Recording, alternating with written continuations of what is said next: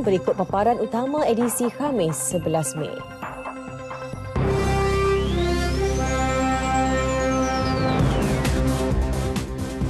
UMNO 71 tahun menongkah arus mendepani cabaran. Tahaluf siasi PAS PKR ditamatkan serta-merta. Individu dikesan jual pangkat kehormat rela.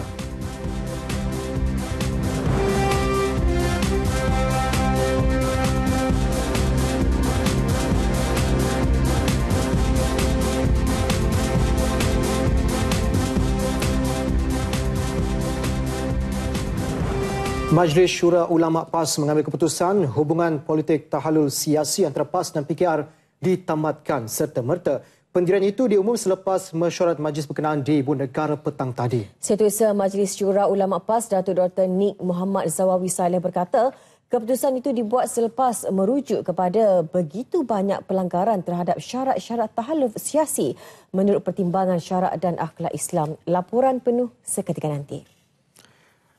Baik, kita ke perkembangan seterusnya.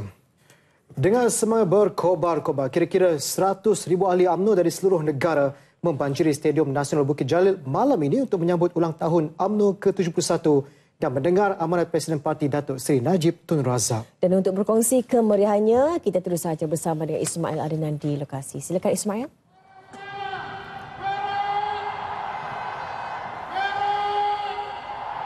Bismillahirrahmanirrahim. Assalamualaikum warahmatullahi wabarakatuh. Terima kasih rakan-rakan penyampai di Angkasa Puri. Dan sememangnya kalau boleh kita kongsikan bersama dengan anda di Stadium Nasional Bukit Jalil, rasakan kemeriahannya dan sorakan para penyokong dan juga ahli-ahli UMNO bukan sahaja dari bahagian cawangan dan juga anggota ataupun ahli-ahli dari peringkat dasar, tapi mereka yang turut sama-sama memperjuangkan UMNO sehingga kini sudah berusia 71 tahun. Dan inilah dia sempena dengan sambutan ulang tahun UMNO yang ke-71 dari Stadium Nasional Bukit Jalil. Kita boleh saksikan stadium ini dipenuhi dengan mereka yang datang beramai-ramai bukan sahaja dari sekitar Lembah Kelang, tapi juga turut dihantar ataupun diwakili oleh mereka dari seluruh negara untuk turut sama-sama memeriahkan sambutan ulang tahun UMNO yang ke-71 tahun ini. Sebentar saja lagi kita bakal menantikan ketibaan Yang Amat Berhormat Perdana Menteri yang juga Presiden UMNO Datuk Seri Muhammad Najib bin Tun Haji Abdul Razak bersama dengan ahli-ahli Majlis Tertinggi UMNO yang lain.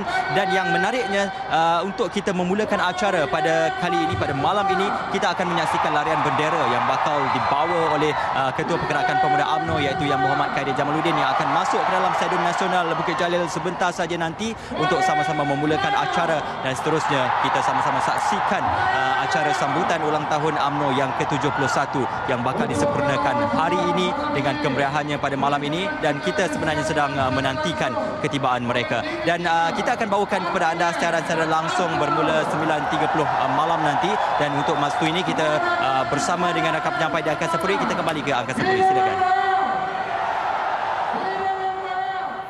Baik, terima kasih Ismail Adnan langsung dari Stadium Nasional Bukit Jalil. Baik, walaupun sudah menjangkau usia 71 tahun, namun UMNO sentiasa mengikuti trend semasa agar ia lebih segar dan terselah keterbukaannya lebih-lebih lagi kepada generasi baru. Dan bersikap inklusif antara strategi parti itu untuk mendekati golongan muda. Perkara itu juga menepis tanggapan segelintir pihak yang merasakan UMNO bukan platform terbaik untuk orang muda bersuara maupun memimpin parti.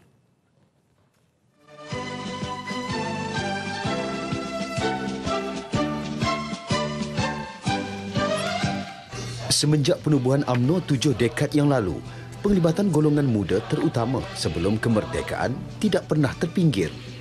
Dan ketika masa berubah, pendekatan yang dilakukan kepimpinan parti juga memerlukan transformasi. Apatah lagi ketika ini dunia tanpa sempadan yang memungkinkan mereka mengetahui maklumat hanya di hujung jari. Untuk itu, strategi lebih terbuka dan mengikut citarasa golongan muda dilaksanakan dengan teliti. Ini saya telah dan sedang lakukan untuk bersama-sama dengan sayap-sayap kita, dan wanita sekarang di bawah JR Plus pun telah melibatkan sayap-sayap bersama-sama dengan wanita. Ini semua perubahan dalam parti, pendekatan-pendekatan yang menyatakan bahawa kita tak boleh bekerja dalam silo. Kita kena bekerja sama dan kita tak boleh letakkan tugas untuk mendekati golongan muda kepada pemuda dan puteri. Tak boleh. Kerana akhirnya yang golongan muda ni nak melihat kepada kita juga di peringkat tertinggi ni. Sama ada mereka sedar suara mereka didengar dan boleh diterjemahkan dalam perancangan kita pada masa yang akan datang. Di pihak pergerakan pemuda, ramai kalangan mereka yang boleh ditonjolkan dan sudah pasti bukan sekadar segelintir individu sahaja. Ini bagi memastikan setiap ahli menghargai sumbangan dan tidak mempertikaikan parti yang boleh membawa kesan buruk terhadap kesetiaan kepada kepimpinan. Ada ramai lagi sebenarnya. Kalaupun dia bukan YB, tapi mungkin dia seorang ahli profesional, ahli sukan contohnya, dan dia ahli UMNO. Dan mungkin dia juga seorang petani moden, berjaya, hebat dalam bidang pertanian, tapi dia ahli UMNO. Orang-orang macam inilah yang sebenarnya UMNO kena tonjolkan mengikut bidang masing-masing. Jadi saya kira kalau inilah kita boleh tunjukkan bahawa mereka duduk dalam, contohnya mereka berjaya dalam bidang pertanian, mereka berjaya dalam bidang masing-masing pendidikan dan sebagainya, adalah kerana mereka melihat UMNO adalah medan untuk parti yang boleh membantu mereka. Jelas seiring dengan usianya, golongan muda sentiasa dialu-alukan kerana UMNO mewakili pelbagai peringkat umur dan latar belakang demi kelangsungan survival parti.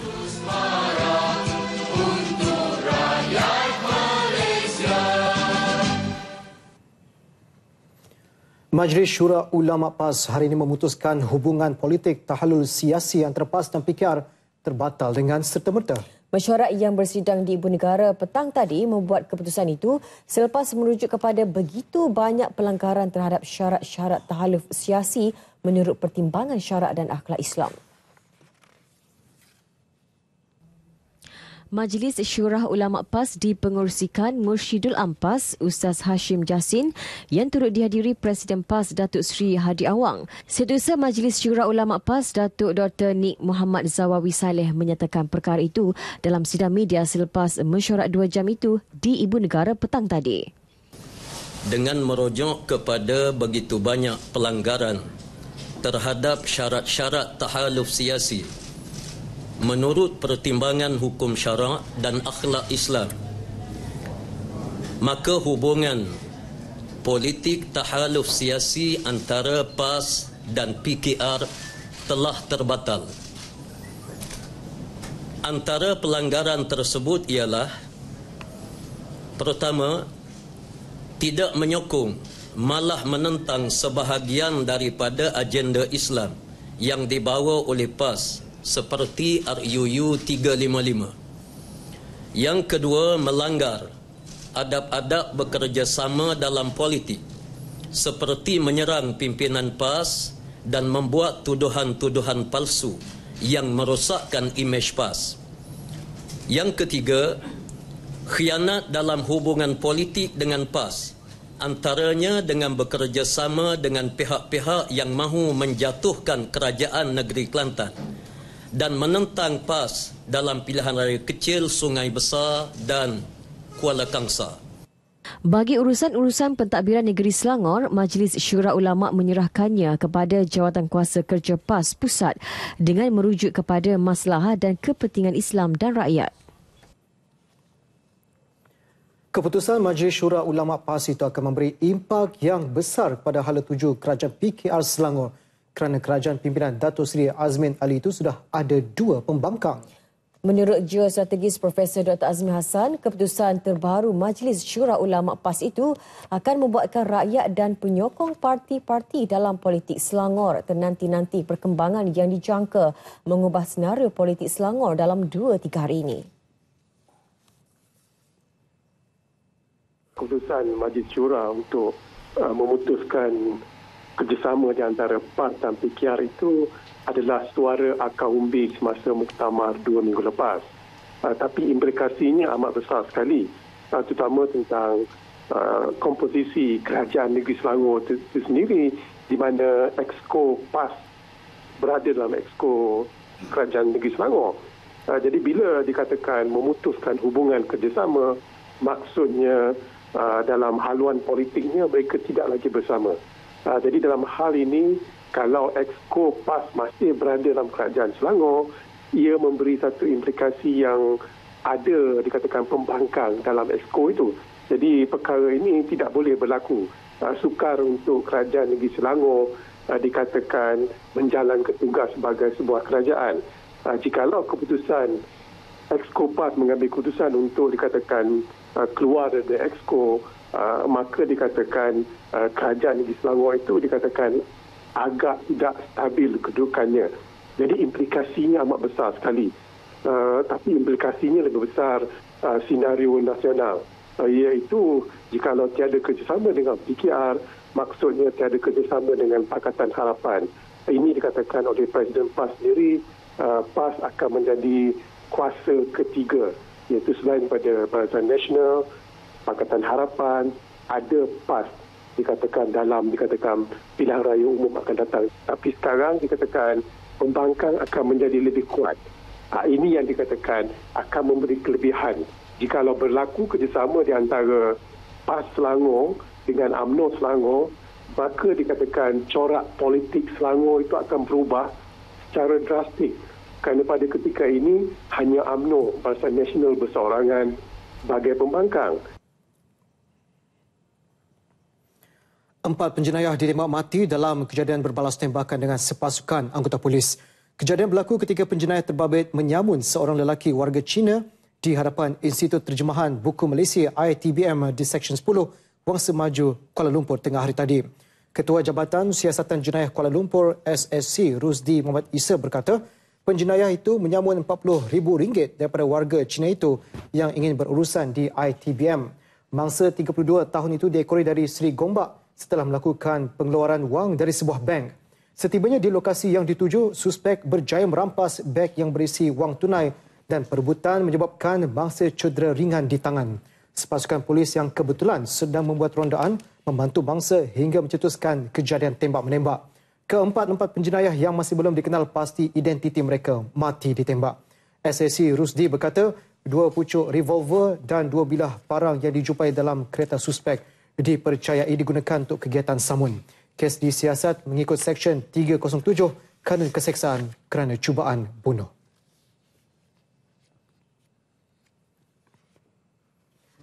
Timbalan Perdana Menteri Datuk Seri Dr. Ahmad Zahid Hamidi hari ini mendedahkan perbuatan seorang individu menjual pangkat kehormat Jabatan Sukarelawan Rela dengan harga antara RM10,000 hingga RM30,000. Setakat ini, Rela telah menerima lebih 20 laporan mengenainya. Individu terbabit juga dikesan menjual sijil dan kad Rela yang tidak dikeluarkan ibu pejabat Rela.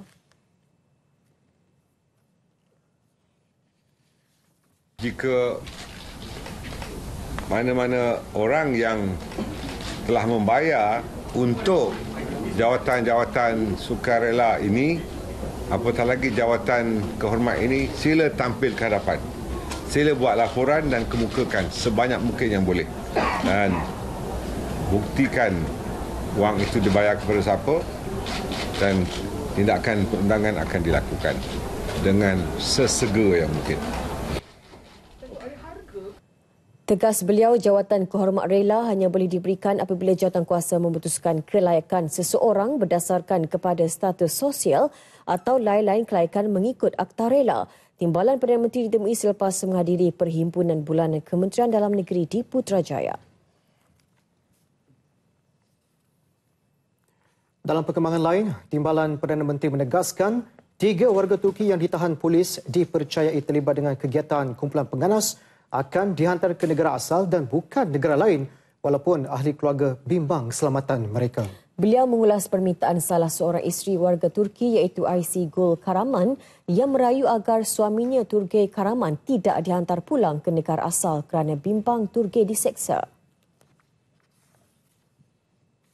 Kita harus deport dia ke negara asal lah. Kenapa kita mesti memberikan bebanan pada negara lain? Mungkin isterinya tidak tahu penglibatan suami yang kita tahan 3 orang itu.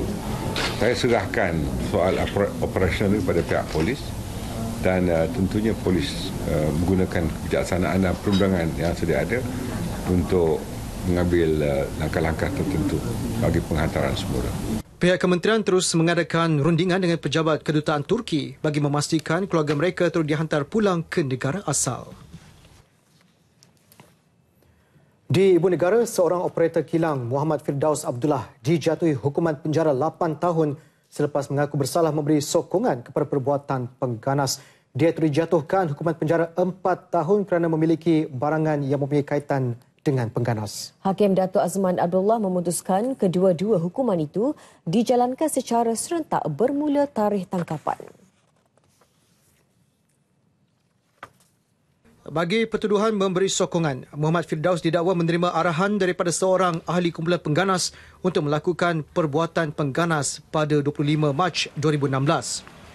Pada 27 Jun 2016 pula, tertuduh memberi sokongan kepada berlakunya perbuatan pengganas dengan mencadangkan serangan letupan menggunakan drone terhadap Bukit Aman, Putrajaya dan kuil Freemason di Bukit Jalil.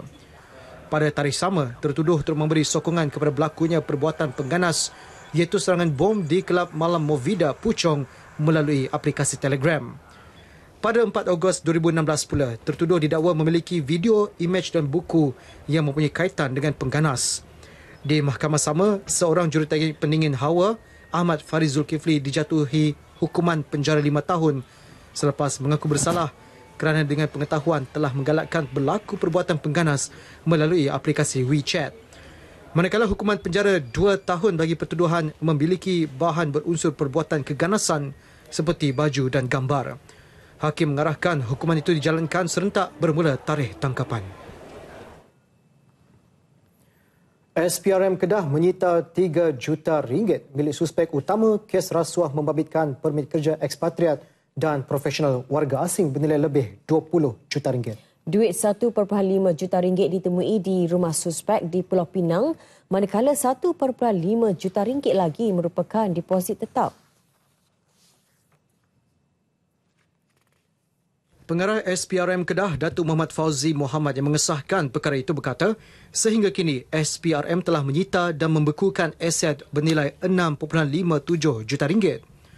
Suspek dipercayai menyorokkan banyak lagi wang dan SPRM yakin dapat mengesan wang tersebut dalam tempoh terdekat.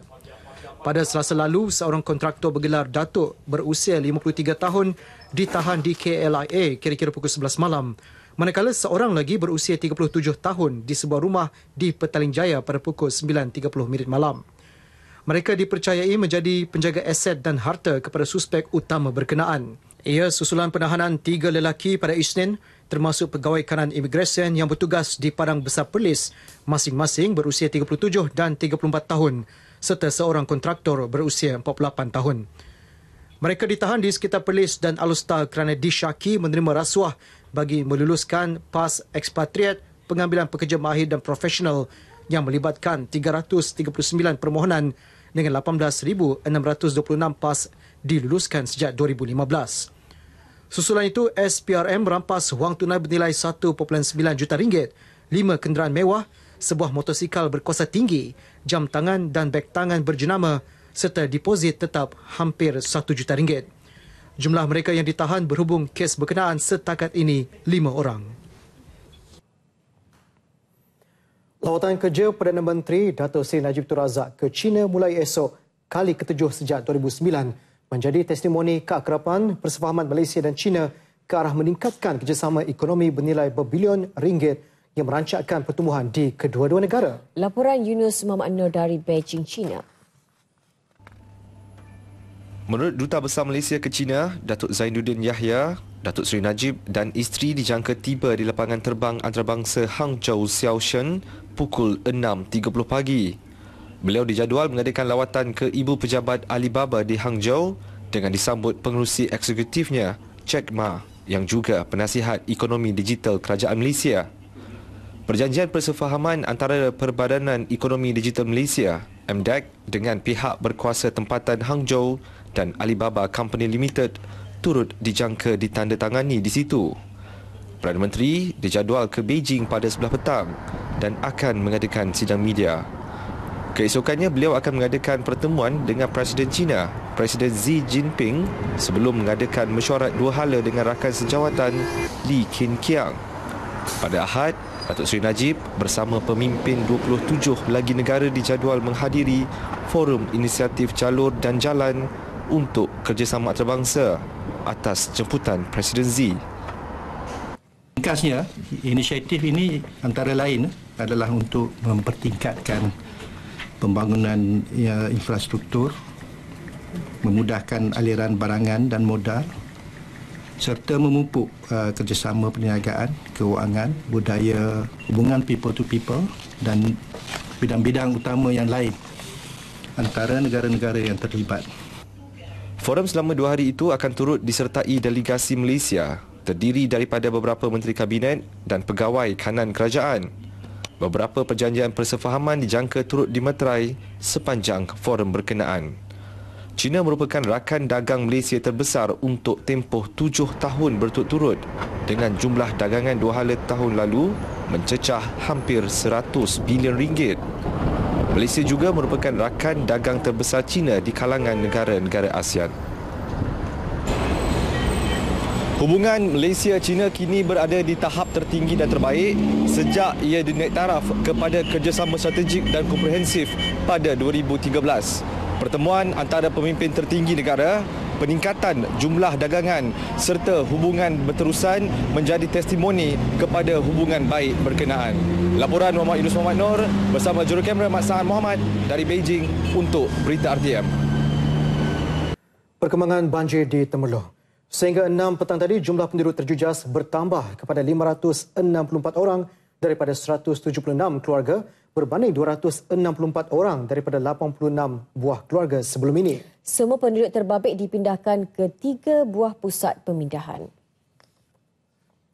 Pengarah Angkatan Pertahanan Awam Malaysia APM Pahang Zainal Yusof berkata, pemindahan penduduk turut melibatkan 21 bayi. Sekolah Kebangsaan Desa Bakti menempatkan jumlah penduduk terjejas paling ramai iaitu 400 orang terdiri melibatkan 117 keluarga. Manakala Sekolah Kebangsaan Batu Kapur menempatkan 158 orang daripada 57 keluarga dan 6 orang lagi dipindahkan di surau Kampung Bongsu. Keadaan air banjir di Mentakap ketika ini dilaporkan semakin meningkat. Agensi bantuan dan penyelamat seperti APM, bomber dan polis kini memantau rapi perkembangan banjir di daerah terbabit.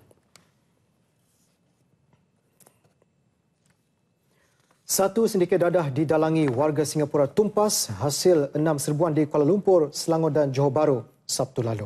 Serban oleh Jabatan Siasatan Jenayah Narkotik JSJN itu menahan 2 lelaki Singapura dan 4 lelaki tempatan. Pengarah JSJN, Datuk Seri Muhammad Mokhtar Muhammad Sharif berkata, pelbagai jenis dadah dirampas termasuk 125.7 kg syabu dan ketamin serta lebih 23,000 biji pil ekstasi. Turut disita 7 kereta mewah, pelbagai jenis mata wang, 11 utas jam tangan berjenama dan barang kemas. Hasil daripada kerjasama di antara Jabatan Siasatan Jenayah Narkotik, Sting, Central Narcotic Bureau Singapura dan Badan Narkotik Nasional Indonesia. Jadi, ketiga-tiga agensi ini kita telah bekerjasama dan bertukar-tukar risikan. Dan hasilnya kita berjaya menumpaskan satu sindiket pengedaran dadah yang menggunakan kediaman mewah sebagai tempat menyimpan dadah. Kesemua suspek direman 7 hari sehingga Sabtu ini. Kes disiasat mengikut Seksyen 39B Akta Dadah Berbahaya 1952. Di Pulau Pinang pula, polis membongkar sebuah makmal memproses dadah selepas menyerbu sebuah rumah di lebuh Sungai Pinang, Nautilus Bay, Georgetown, Isnin lalu dan pelbagai jenis dadah dirampas. 3 individu termasuk sepasang kekasih ditahan. Menurut Ketua Polis Negeri Datuk Wira Chua Gilai, pihaknya merampas 245 kg dadah pelbagai jenis, 50 liter cecair syabu dan pelbagai peralatan memproses dadah. Siasatan polis mengesyaki seorang daripada suspek lelaki yang mempunyai sebuah kedai kimia dipercayai membekalkan bahan untuk pemprosesan dadah.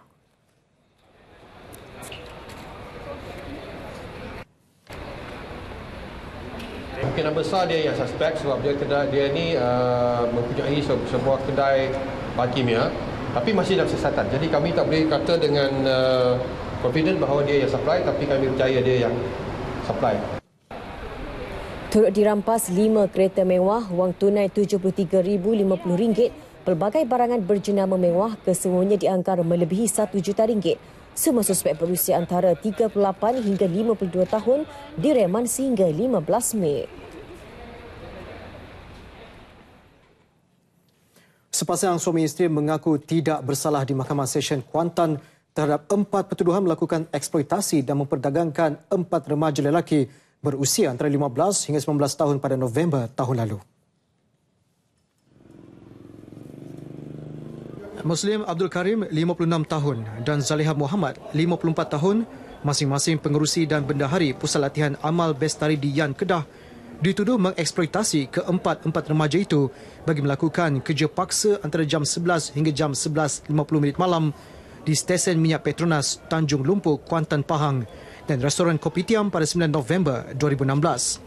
Mereka didakwa mengikut Seksyen 12 dan 14 Akta Anti Pemerdagangan Orang dan Anti Penyeludupan Migran ATIPSOM 2007. Sabit kesalahan dipenjara maksimum 20 tahun dan denda. Sebutan semula kes 19 Jun ini, tertuduh tidak diwakili peguam. Hak bersuara tidak pernah disekat terutamanya dalam kalangan media walaupun tidak sealiran pendapat. Bagaimanapun, Menteri Komunikasi dan Multimedia Datuk Seri Dr. Saleh Said Keruak berharap peluang itu tidak harus digunakan setengah pihak untuk menyebarkan berita palsu bertujuan mengelirukan rakyat.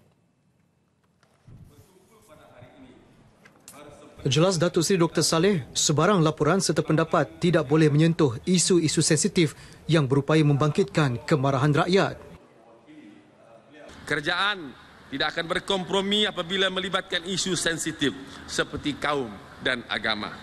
Oleh itu, berita yang disiarkan dalam apa jua bentuk perlulah bersikap adil bukan saja dalam laporan tetapi juga bersifat adil kepada rakyat Malaysia dengan tidak mengulas perkara-perkara yang boleh memecah belahkan rakyat.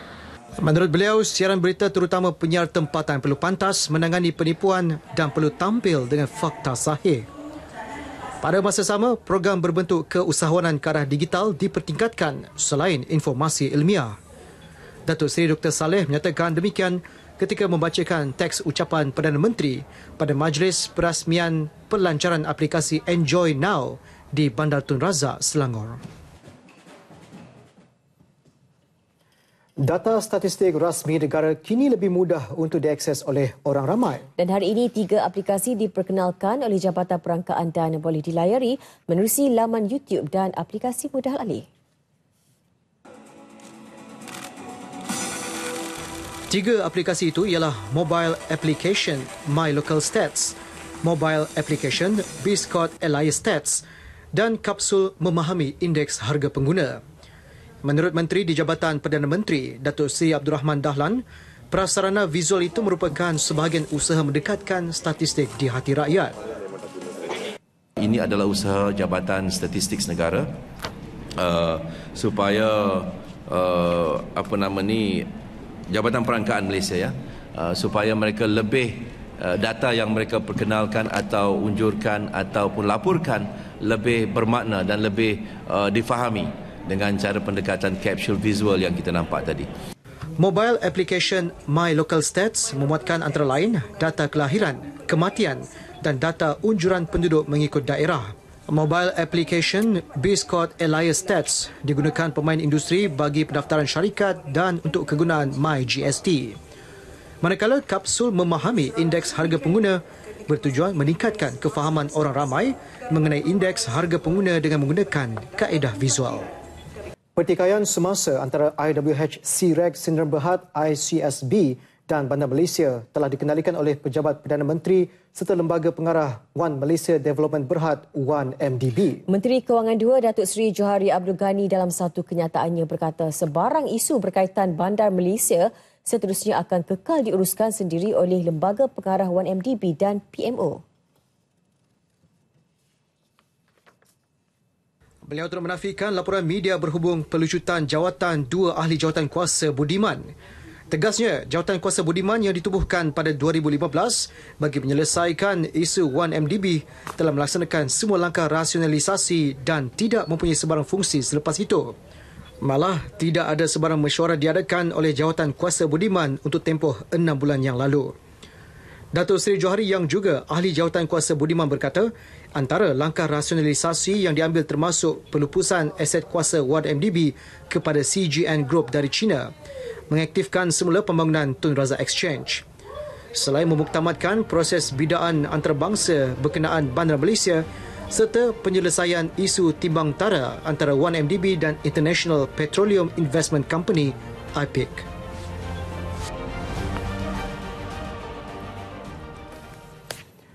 Lebih 300 syarikat swasta tempatan dikenal pasti berpotensi untuk disenaraikan di papan utama Bursa Tempatan tahun ini. Menurut Lembaga Pembangunan Pelaburan Malaysia MIDA, syarikat-syarikat tersebut memenuhi prasyarat penyenaraian iaitu merekodkan keuntungan selepas cukai melebihi RM20 juta bagi tempoh 3 hingga 5 tahun kewangan berturut-turut. Justru syarikat swasta yang layak dan memerlukan modal disaran memanfaatkan peluang untuk disenaraikan di pasaran modal tempatan bagi membiayai pelan pertumbuhan. Langkah tersebut akan mengurangkan kebergantungan terhadap insentif kerajaan dalam tempoh jangka panjang. Selain meningkatkan kemampuan syarikat untuk merangka strategi bagi menghadapi gelombang revolusi industri keempat, Industri 4.0. We are moving towards Industry 4.0 and this is going to be expensive. And of course, while we have some funds that we can support in terms, incentives given by the government, where we have accelerated depreciation fund, and we also have the DISF, where we help companies to modernize. But I don't think that's sufficient. If we really want to make an impact and move our industry to 4.0, then we need to make sure that they have the capacity to source funding.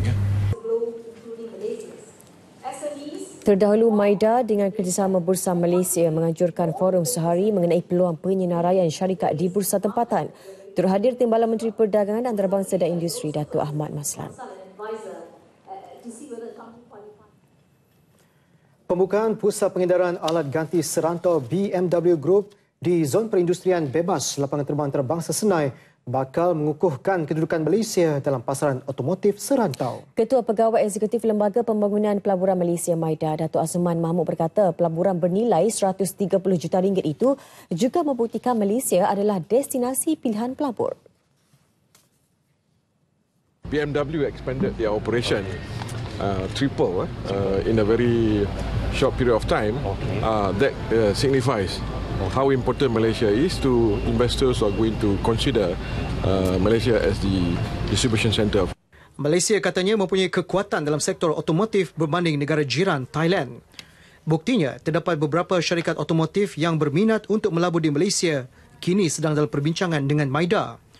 Beliau ditemui media selepas merasmikan Pusat Pengedaran Alat Ganti Serantau BMW Group di Johor.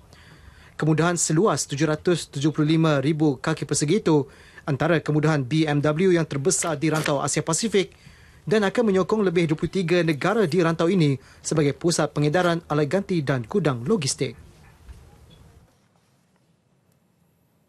Perdagangan dua hala antara Malaysia dan Afghanistan dijangka meningkat 10% tahun ini berbanding $85.1 juta Amerika yang direkodkan tahun lalu. Menurut Timbalan Menteri Perdagangan Antarabangsa dan Industri, Datuk Ahmad Maslan, pertumbuhan ini didorong peningkatan kerjasama antara kedua-dua negara.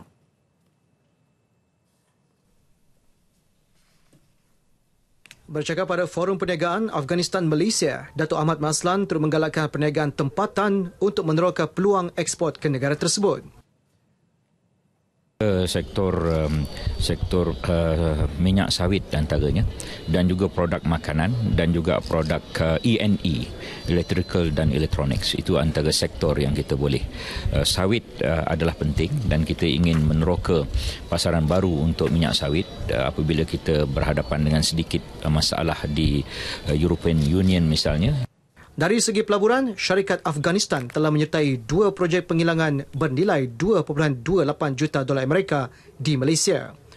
Pelaburan Malaysia ke negara itu pula bernilai sekitar $1.05 juta Amerika dalam sektor kewangan Islam, insurans serta aktiviti takaful. Projek pengangkutan awam mega seperti transit aliran massa MRT dan landasan kereta api Pantai Timur ECRL berupaya menjadi ejen perubahan ekonomi kepada masyarakat dan kawasan di sekitarnya. Timbalan Menteri Kewangan 1 Datuk Osman Aziz berkata pembinaan MRT misalnya telah meningkatkan nilai hartanah, menggalakkan pembangunan komersial serta membuka peluang perniagaan kepada penduduk setempat.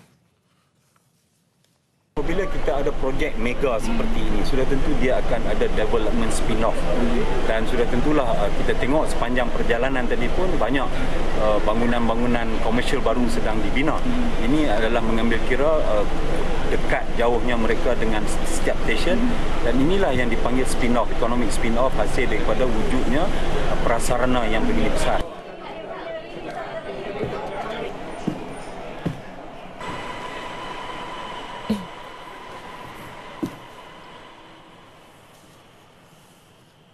Beliau ditemui media selepas mengadakan lawatan kerja ke MRT laluan Sungai Buloh Kajang. Dalam pada itu, Datuk Osman berkata jumlah pengguna MRT fasa 2 bagi laluan Sungai Buloh Kajang yang akan beroperasi mulai Julai ini dijangka mencapai 150,000 penumpang sehari.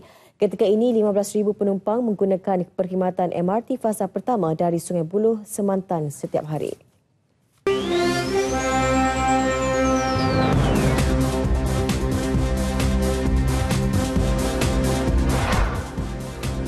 Ke Pyongyang atau tidak bergantung kepada keputusan kerajaan.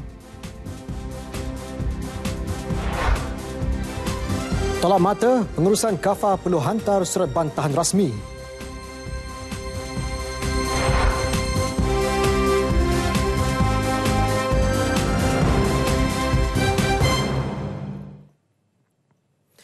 Saya sebagai Presiden FAM tidak setuju sama sekali untuk kami pergi ke Korea Utara, tetapi keputusan tersebut terletak pada kerajaan dan Menteri Sukan. Itu pendirian Presiden FAM, Tunku Ismail Sultan Ibrahim mengenai keputusan AFC mengekalkan Pyongyang sebagai venue perlawanan pusingan akhir kelayakan AFC ASEAN Cup UAE 2019 peringkat kumpulan B 8 Jun depan. Melalui satu kenyataan media, Persatuan Bola Sepak Malaysia FAM menjelaskan sehingga kini kerajaan Malaysia tidak mengeluarkan sekatan perjalanan, cuma nasihat perjalanan dan itu tidak mencukupi untuk Konfederasi Bola Sepak Asia AFC untuk menukarkan venue perlawanan asal ke venue neutral. Selaku Presiden FAM, jelas Tunku Ismail agak sukar bagi FAM melepaskan skuad Harimau Malaya ke Pyongyang atas isu keselamatan. Tetapi sekiranya FAM tidak melepaskan Harimau Malaya pergi ke perlawanan tersebut, Korea Utara akan diberikan kemenangan percuma 3-0. Kesan langsung lain, kemungkinan besar FAM didenda $50,000 Amerika dan akan disingkirkan daripada pertandingan Piala Kelayakan di Asia. Lebih membimbangkan, kemungkinan tersingkir daripada mana-mana perlawanan AFC pada masa akan datang. Sebarang sekatan perjalanan hanya dikeluarkan Wisma Putra melalui Kementerian Luar. Menteri Belia dan Sukan Khairi Jamaluddin dalam reaksinya menegaskan kerajaan sekali-kali tidak akan berkompromi berhubung keselamatan rakyatnya. Kalau sekiranya kita keluarkan travel advisory dan ianya dilihat tidak wajar dikeluarkan, ia boleh menjejaskan hubungan dua hala, ya. Sedangkan hubungan kita sedang dibaik pulih semula. Jadi banyak perkara yang perlu kita fikirkan dalam hal ini. Sudah pasti keselamatan rakyat kita adalah keutamaan bagi kerajaan, ya. Sehubungan itu, Khairi meminta sedikit masa bagi memastikan sama ada skuad negara akan ke Pyongyang atau sebaliknya dan ia akan dimaklumkan dalam tempoh terdekat.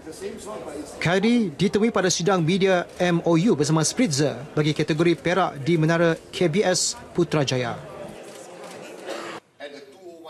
Jumlah tajaan bagi Sukan C 2017 dan Sukan Para ASEAN KL 2017 kini menghampiri 50% dengan jumlah 72 juta ringgit. Khairi yang juga pengerusi jawatan kuasa pengelola Malaysia masuk yakin sasaran 80 juta ringgit tercapai dengan beberapa lagi penajaan barangan peralatan sukan menyusul. Ada setengah penajaan yang value dia besar tapi dia in kind. So kalau kita tak sampai 100% cash, kita dapat lebihan dalam bentuk perkhidmatan dan barangan pun saya rasa menepati sasaran. Sebagai contoh, kita belum lagi umumkan semua peralatan sukan yang ditaja. Itu kemudian kita akan umumkan. Ya. Banyak syarikat sukan yang menaja peralatan sukan yang akan kita guna pada waktu Tamasya Sukan C nanti. Terbaru, Spritzer muncul penaja kategori perak melibatkan tajahan 1 hingga 3 juta ringgit merangkumi wang tunai, barangan dan perkhidmatan serta sokongan pemasaran dalam menjayakan Tamasya Sukan C nanti. Perkembangan Liga Super 2017, Penasihat Persatuan Bola Sepak Kelantan KAFA Tan Sri Anwar Musa mahu pengurusan KAFA menghantar surat bantahan rasmi kepada FAM berhubung hukuman penolakan 6 mata. Semalam, Pengerusi Jawatan Kuasa Pertandingan Liga Tempatan FAM, Datuk Wira Muhammad Yusof Mahadi menegaskan KAFA berhak menyerahkan dokumen bantahan. Sebarang rayuan dan bantahan termasuk mengenai pemotongan mata akan dipanjangkan kepada Perkongsian Liability Terhad Bola Sepak Malaysia FMLLP sebelum mengambil tindakan susulan. Dan saya minta FAM ambil dasar lebih terbuka, jangan mudah melibatkan pemotongan mata kerana itu adalah segala-galanya dalam lig, dan pemotongan mata itu boleh memburukkan lagi keadaan satu tim, menyebabkan mereka lagi sukar nak keluar pada masalah. FAM patut membantu, bukan menjerat pasukan untuk terjebak dalam masalah yang lebih besar. Tan Sri Anwar berkata demikian kepada wartawan RTM selepas menjadi tetamu Selamat Pagi Malaysia di Angkasa Puri. Pasukan Kelantan, T-Team dan 2 pasukan dari Liga Perdana Perlis dan ATM antara pasukan yang dikenakan pemotongan 6 mata susulan gagal melunaskan tunggakan gaji pemain. Menjelang jendela perpindahan kedua 15 Mei ini, radar KAFA kini tertumpu kepada 30 pemain import dari 4 benua bagi memperkuatkan The Red Warrior TRW musim hadapan. Jelas Tan Sri Anwar Musa, selain beberapa pemain tempatan, KAFA turut mengintai seorang bintang muda berusia 25 tahun dalam skuad kebangsaan Lebanon yang mempunyai corak permainan seperti pemain bintang Lebanon Muhammad Gadar. Pencarian TRW turut meliputi pemain dari Liga Korea Selatan, Afrika dan tidak terkecuali seorang pemain prolifik yang sedang dalam Liga Bola Sepak Amerika. Di Ghana, saya ada kelab Alhamra saya di sana, saya ada scout di Ghana. Saya ada juga ada scout saya di Nigeria, ya di Nigeria. Saya ada scout saya di Argentina. Saya ada kontak yang juga dalam League Korea, Jepun dan Australia dan sebagainya. Jadi dalam banyak-banyak tu saya ada 2-30 pemain yang saya follow.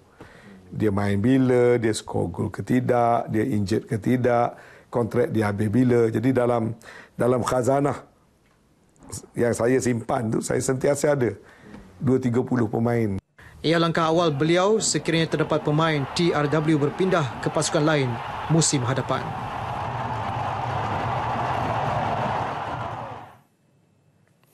Bola sepak separuh akhir kedua Piala FA.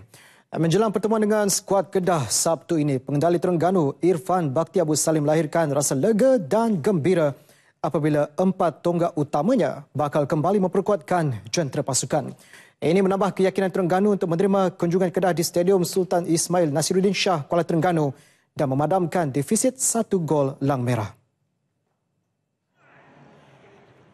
Pengendali Irfan Bakti Abu Salim menjelaskan 4 pemain yang dimaksudkan itu adalah 3 pemain tengah, ketua pasukan Abdul Latif Suhaimi, pemain kelahiran Uzbekistan Lutfullah Turaif, bekas pemain kebangsaan Ismail Faruqi Ashari dan penyerang Muhammad Faris Daniel Mat Nasir. Sebelum ini, Abdul Latif dan Turaif tidak beraksi di separuh akhir pertama kerana menjalani penggantungan satu perlawanan. Sementara Ismail dan Faris tidak diturunkan ketika bertemu Sabah minggu lalu ekoran kecederaan. Pemain semua dalam keadaan sihat. Yang tak boleh main pun saya ingat bek kiri saya lah, Adib. Yang lain tu semua available. Kau lihat Kedah baru main semalam. So, banting untuk dengan macam mana? Kedah main semalam pun mereka tidak menurunkan sebahagian besar pemain-pemain utama. Jadi mungkin untuk memberi tumpuan ke perlawanan hari Sabtu nanti. Dan saya tak kisahlah siapa saja Kedah bermain, kita akan memberi tentangan yang sengit lah. Selain berharap anak-anak buahnya terus memberikan tumpuan dan komitmen tinggi dalam perlawanan separuh akhir itu nanti, sokongan padu penyokong skuad Peteh yang bakal memanjiri stadium turut ditagih. Irfan ditemui pada sesi latihan di Kuala Terengganu. Susulan kes Francis Forquido didenda RM6,000 oleh Mahkamah Magistrate selepas mengaku bersalah menggunakan kereta klon. Ketua Jurulatih Selangor P. Mania menyerahkan sepenuhnya nasib penyerang import Selangor itu kepada pengurusan Persatuan Bola Sepak Selangor FAS mengenai jodohnya bersama The Red Giants. Bagi P. Maniam, beliau tidak boleh membuat keputusan dalam isu tersebut. Bekas pemain Terengganu, Kelantan, NS Matrix dan kelab Felda United itu merupakan antara tonggak penting pasukan Selangor.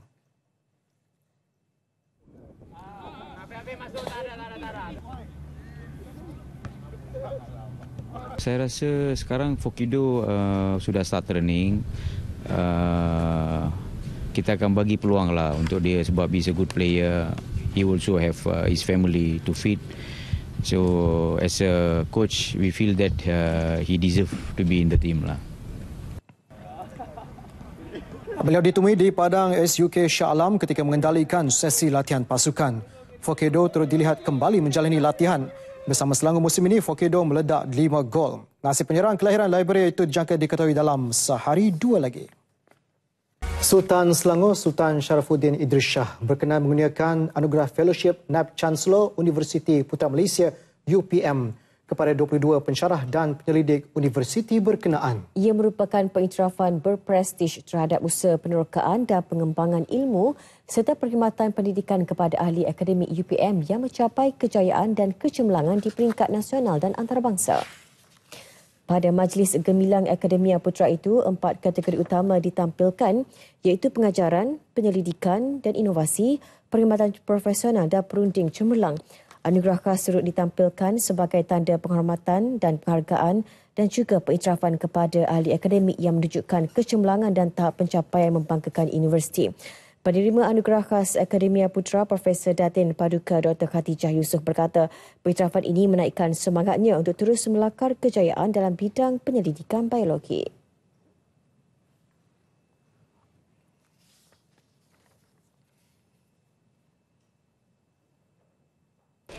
Saya berterima kasih banyak-banyaklah kepada UPM dan saya rasa ini adalah satu kemenangan untuk semua saintis di UPM dan di Malaysia. Saya sedang menumpukan kepada pembentukan vaksin untuk merawat kanser. Tapi saya pun terlibat dalam beberapa inisiatif kerajaan. Salah satu adalah untuk membawa sains kepada komuniti Malaysia supaya kita dapat serapkan intisari sains ke dalam semua orang di Malaysia. Dalam majlis sama, Sultan Sharafuddin turut berkenan melancarkan 2 buah buku terbitan UPM bertajuk Orchids in the Mountain Forest of Peninsular Malaysia dan Discovery 100 Birds of Universiti Putra Malaysia. Turut hadir Naib Chancellor UPM Profesor Datin Paduka Dr. Aini Idris.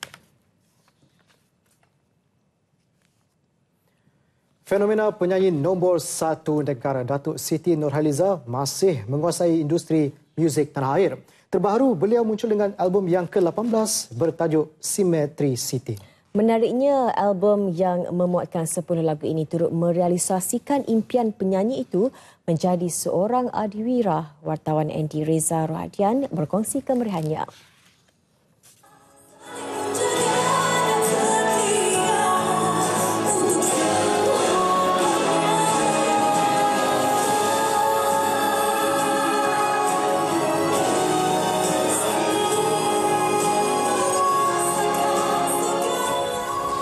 Album Symmetry City selesai dirakam dalam tempoh sebulan melibatkan komposer dan penulis lirik baharu serta berpengalaman bagi memenuhi citarasa pendengar pelbagai latar belakang. Dan masa pemilihan lagu saya ada hantar mulanya saya ada hantar 4 lagu dengan kawan saya. Nanti dibagi kepada Datuk Siti. Dan daripada masa itu ada satu link baru dipanggil cari lagu baru @gmail. Diumumkan oleh Obri Swito. Saya rasa hantarlah, saya masukkan lagu ni dalam email tu. Dan saya tak expect lagu ni dipilih. Selain lagu solo, album tersebut turut memuatkan 2 buah lagu duet bersama Joe Flizzo dan penyanyi terkenal dari Indonesia, Judika. Dan kini aku di sini merasakan segala keindahan dirimu. Wow, itu dia baik-baik lagu Segala Perasaan, salah satu single terbaru dalam album Symmetry City ini. Dari 10 lagu itu, Datuk, kenapa single Segala Perasaan ini yang diriliskan lebih awal? Okey, bagi saya lagu Segala Perasaan ni dia ada ciri-ciri lagu trend sekarang. Dia macam pop yang ada rock sikit dan dia melodi dia senang, orang dengar terus tangkap dan orang boleh menyanyi. Memang itu ciri-ciri antara lagu yang biasanya kita push untuk sebagai single lah. Dan juga dalam album Symmetry City ini juga ada lagu ciptaan Datuk Siti sendiri. Yeah. Kongsikan kepada semua peminat tentang lagu ciptaan terbaru itu. Okay, sebenarnya dah lama saya tak cipta lagu. Sebelum-sebelum ni adalah lagu dalam album saya. Cuma kali ni saya rasa macam tak boleh, saya nak juga cipta satu lagu pun jadilah. Walaupun mula-mula susah nak dapat idea, tapi bila dah dapat tu sekejap saja. Alhamdulillah saya dedikasikan lagu ni untuk peminat saya. Sebab bagi saya tajuk dia penghiburku. Peminat adalah penghibur saya. Saya juga penghibur mereka. Baik, ini juga hadiah sempena 21 tahun Datuk Siti Nurhaliza dalam industri seni. Jadi kepada semua peminat-peminat Datuk Siti Nurhaliza, jangan lupa untuk dapatkan album Symmetry City ini di pasaran pada 10 hari bulan dah pun berada di pasaran. Baik, Andy Reza melaporkan untuk RTM. Expo Kerjaya Pemuda UMNO yang berlangsung selama 2 hari bermula semalam sempena sambutan Hari UMNO ke-71 berjaya menarik lebih 20,000 pencari kerja. Menurut Exco Pemuda UMNO yang juga pengurusi Biro Pekerja Dazman Shah Daud, hampir 40 syarikat menyertai expo itu yang fokus kepada belia yang masih mencari pekerjaan. Syarifuddin Arsad ada butirannya. Berlangsung di pekarangan Stadium Nasional Bukit Jalil, Expo Kerjaya ini menekankan 3 elemen utama, iaitu kerjaya, dana usahawan dan skim latihan teknikal serta vocational. Ia bertujuan membantu belia membina kerjaya pilihan mereka. Masyarakat bahawa keadanya Expo Pemuda ini yang selama ini pemuda memperjuangkan bukannya retorik. Malahan kita menyediakan platform, kita menyediakan peluang pekerjaan, kita menyediakan ruang-ruang untuk mereka berniaga, membuktikan bahawa yang memang pemuda ini peduli kepada golongan-golongan belia yang ada di negara ini. Syarikat yang turut serta menyediakan peluang pekerjaan meliputi bidang keusahawanan, kejuruteraan, pendidikan dan perbankan. Secara tidak langsung menjadi platform terbaik bagi syarikat untuk bertemu seramai mungkin calon-calon pekerjaan mereka. Memang ada banyak peluang pekerjaan di Nazar, pasal kalau yang tahu Nazar ni bukan saja setakat otomotif, kita juga adalah dalam bidang property dan juga F&B. Tapi ada juga small businesses lain yang dalam Nazar ni yang masih kita cuba perkembangkan. Jadi peluang pekerjaan tu memang banyaklah. Bagus dia buat ni sebab kita boleh kumpulkan pemuda-pemuda dan diorang boleh tengok pelbagai-pelbagai aktiviti, lepas tu diorang boleh cari peluang pekerjaan diorang kat sini lah. Pada saya baguslah sebab kita orang ni pun macam saya sendiri di rumah, saya tak tahu mana tempat-tempat yang kita nak cari kerjaan untuk anak kita. Dapat peluang macam ni, saya bawa lah anak saya. Expo Kerjaya seumpama ini merupakan satu platform terbaik kepada mereka yang sedang mencari peluang pekerjaan kerana semuanya ada di sini. Syarifuddin Arsyad melaporkan untuk RTM. Nasional 8 edisi 11 Mei berakhir di sini dan ikuti Forum Perdana Ehwal Islam selepas ini. Menutup paparan, saksikan kemeriahan mengerau atau menghambat ikan di Mukim Hulu Berang Terengganu.